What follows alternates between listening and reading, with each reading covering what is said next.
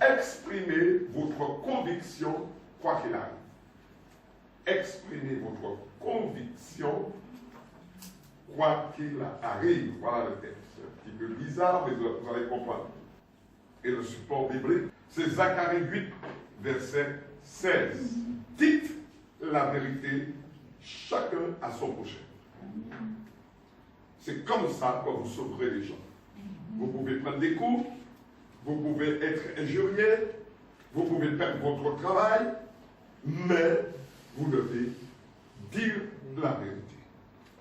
Chers bien-aimés, ça n'a pas été toujours, et je dirais, cette consigne a changé.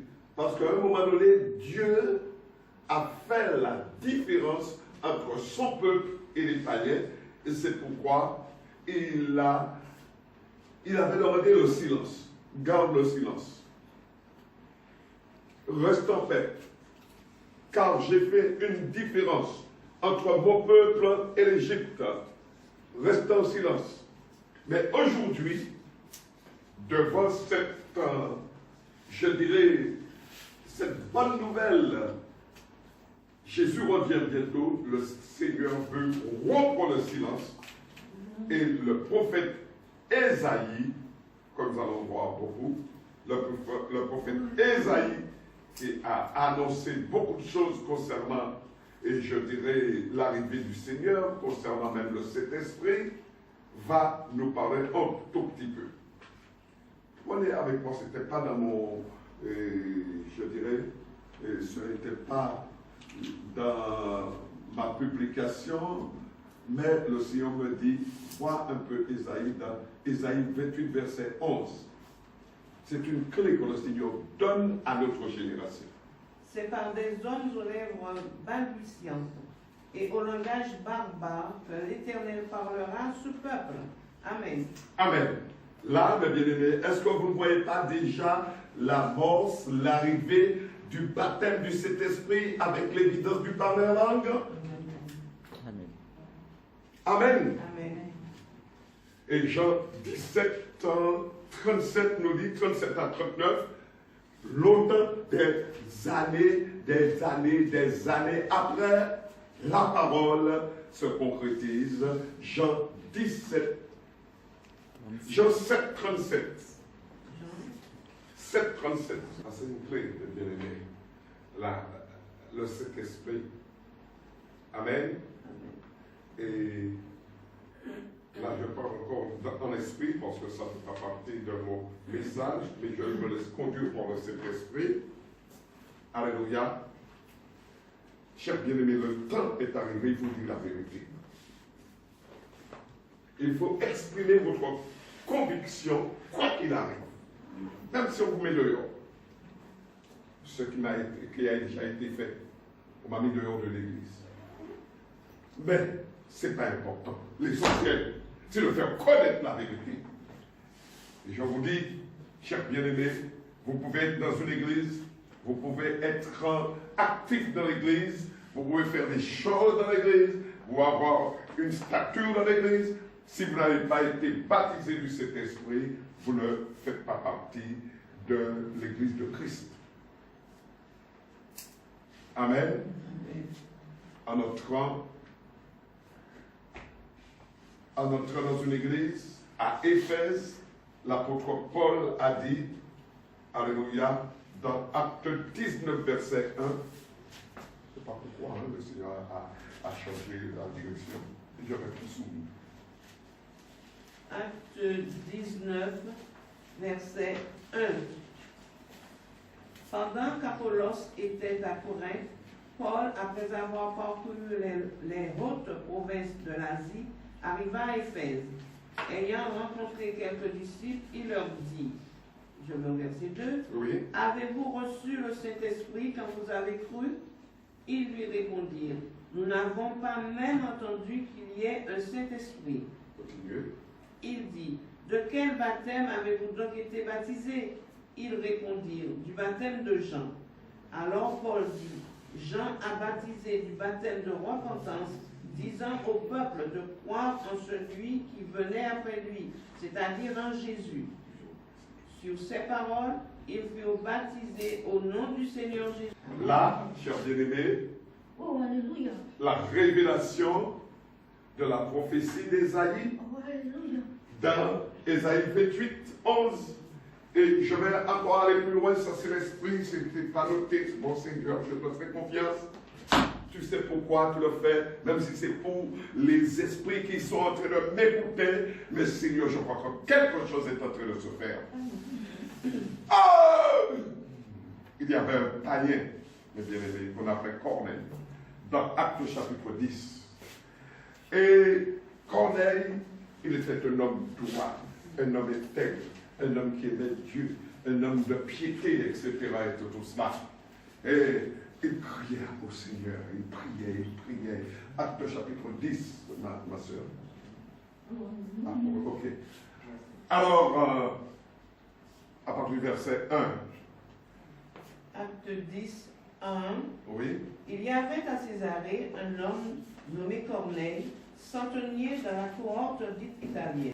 Lorsque nous prions, nous ne prions pas en vain. Le Seigneur répond. Laissez-lui le temps de répondre, mais il répondra. Amen. Et la réponse, mes bien-aimés, c'est que le Seigneur a introduit toute cette famille dans sa maison. Parce que au verset, alléluia, il a demandé à Pierre de venir instruire, de venir faire connaître vraiment sa doctrine, la parole, comment il faut entrer dans le royaume de Dieu, devenir ses enfants. Et pendant que Pierre parlait, verset 44, Alléluia. 44 jusqu'à 48, 44-48, c'est pourquoi il était important, chers bien-aimés, de ne pas prendre, je dirais, la parole de Dieu et par simplement petite goutte. Mais il faut aller plus loin. Il faut faire des recherches. Regardez simplement, nous sommes dire la vérité. Nous sommes partis d'Ésaïe 28, verset 11, inspiré par l'Esprit. Ce n'est pas dans mon programme. Eh bien, voilà. Aujourd'hui, le Seigneur dit à son Église, si vous ne recevez pas la puissance du Saint-Esprit, vous ne pouvez rien faire. Donc, chers bien-aimés, longtemps, toutes ces révélations ont été fermées. On n'a pas pu vraiment découvrir l'importance. Mais aujourd'hui, Dieu rompt le silence imposé au prophète Ésaïe. Alléluia. Et maintenant, parce que c'était, je dirais que cette prophétie, la révélation va ouvrir les portes. Ésaïe 8, verset 7 et 16. Je reprends mon programme. Du temps, chers bien-aimés du prophète, la grande majorité du peuple de Dieu vivait dans l'apostasie. Mais il y avait un petit reste fidèle de disciples qui suivaient la volonté de Dieu. C'était ceux qui étaient appelés à préserver la parole de Dieu. La parole de Dieu, mes bien-aimés, même à travers les générations de bouleversements, les siècles d'obscurantisme, et bien la parole de Dieu restera toujours la parole de Dieu. C'est la vérité.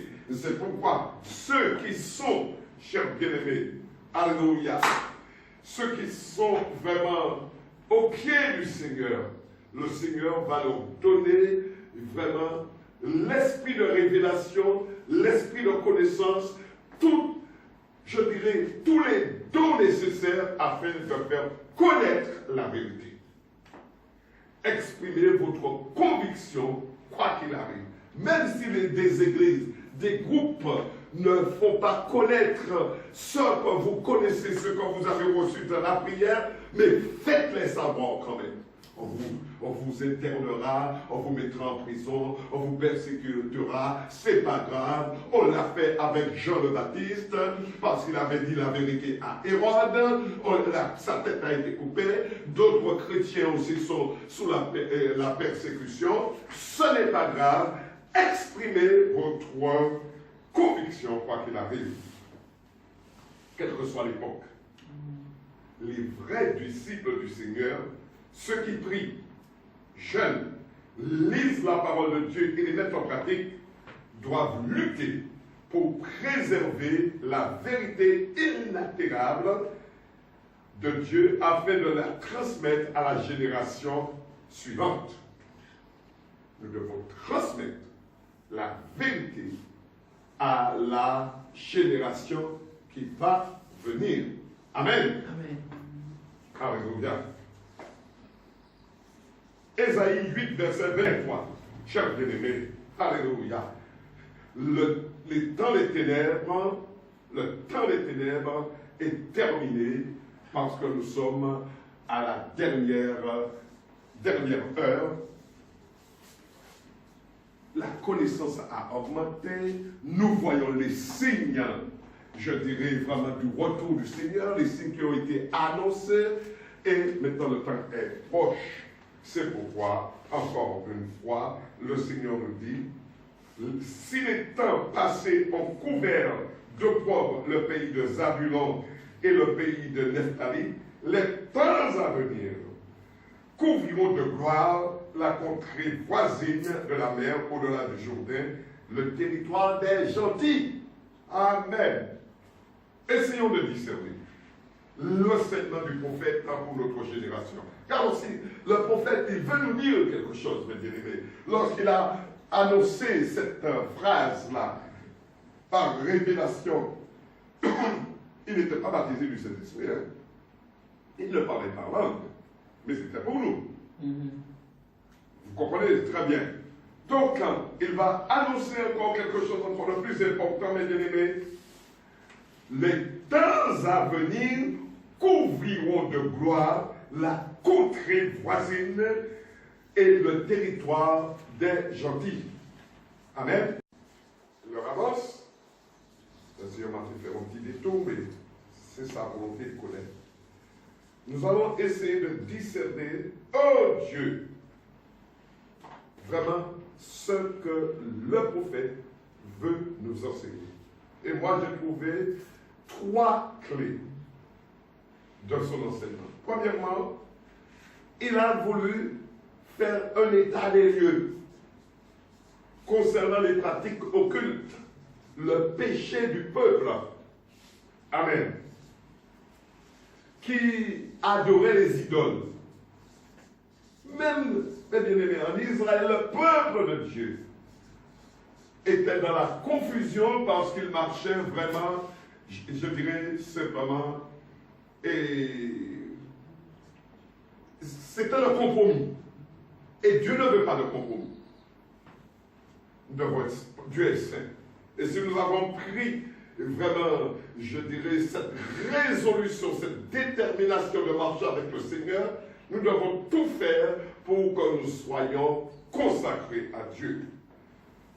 Donc, c'est l'état des lieux concernant les pratiques occultes et les péchés. Ésaïe 8, verset 19. Ésaïe 8, verset 19. Si l'on vous dit, consultez ceux qui évoquent les morts et ceux qui prédisent l'avenir, qui poussent des sifflements et des soupirs, répondez, un peuple ne consultera-t-il pas son Dieu? S'adressera-t-il aux morts en faveur des vivants? Amen. Amen. Et aujourd'hui, nous voyons ça. L'occultisme, la pratique des morts, etc. et tout, consultation des morts, ça se généralise. Amen.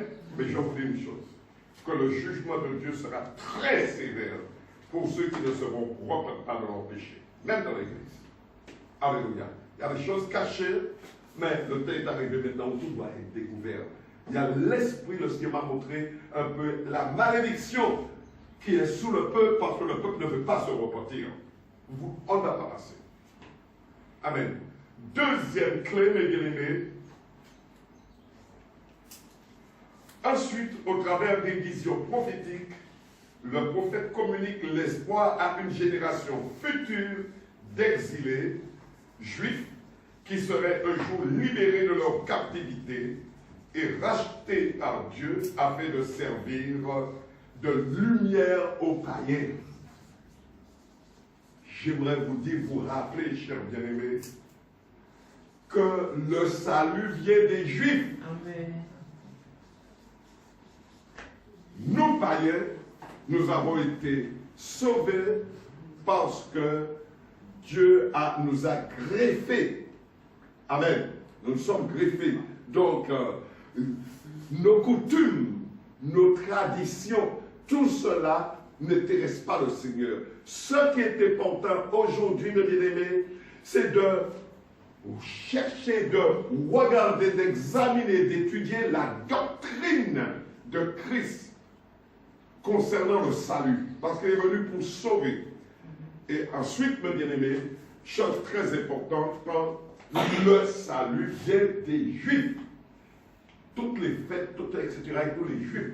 Donc, nous avons aujourd'hui ceux qui aiment le Seigneur, ceux qui marchent avec le Seigneur, petit à petit, vous allez ressembler à un Juif, parce que c'est son caractère. Jean 4, 22. Vous adorez ce que vous ne connaissez pas. Nous adorons ce que nous connaissons, car le salut vient des Juifs. Amen. Amen. Chers bien-aimés, il y a quelque chose, une histoire très intéressante dans la Bible. Je vais terminer par là, puisque